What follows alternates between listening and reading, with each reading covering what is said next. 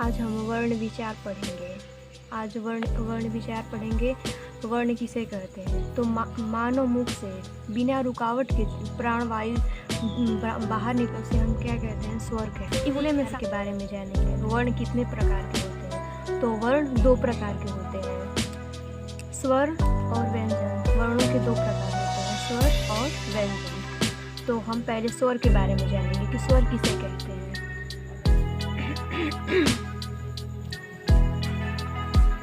बिना रुकावट के मुख से जो शब्द निकलता है उसे हम स्वर कहते हैं।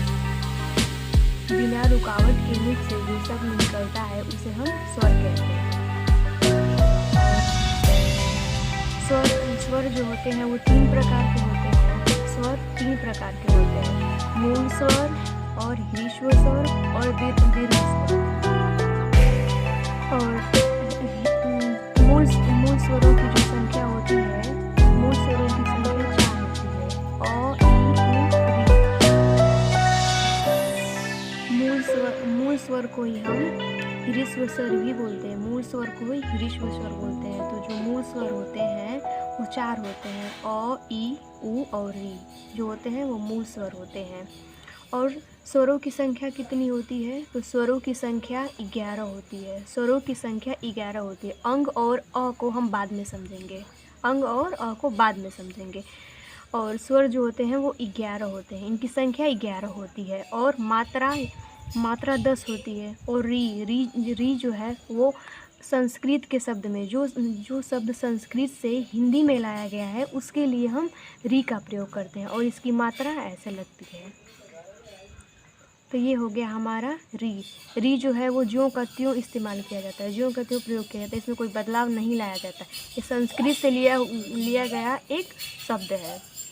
तो समझ गए, जो स्वरों की संख्या होती है वो 11 होती है, मात्रा जो होते हैं वो 10 होते हैं और री जो होता है तो री की मात्रा ऐसे लगती है। ये संस्कृत से लिया गया है। और उसके बाद मूल स्वर ही ह्रीश्व स्वर होते हैं। और ह्रीश्व स्वर के बाद दूसरे नंबर पे जो होता है वो होता है हमारा दीर्घ स्वर। तो दीर्घ स्वर जो होते हैं आ, ई, उ, ए, ऐ, ओ, औ, ये जो होते हैं वो हमारे दीर्घ स्वर होते हैं। उसके बाद प्लुत स्वर स्वरों को बोलने में 2 या 2 से अधिक मात्राओं का समय लगता हो उसे हम प्लुत स्वर कहते हैं। जैसे में ओम हो गया, हरिओम हो गया, मतलब जितना हम उसको खींच सके, 2 मात्रा का समय लगाए या 3 मात्रा का या उससे ज़्यादा भी लगा सकते हैं तो उसे हम प्लुत स्वर बोलते हैं। और मानव मुख से जो ध्वनियाँ निकलती हैं, जो भी ध्वनियाँ या जो भी शब्द मानव मुख से निकलते हैं उनको कई प्रकार से बांटा गया है समझने के लिए कि हाँ।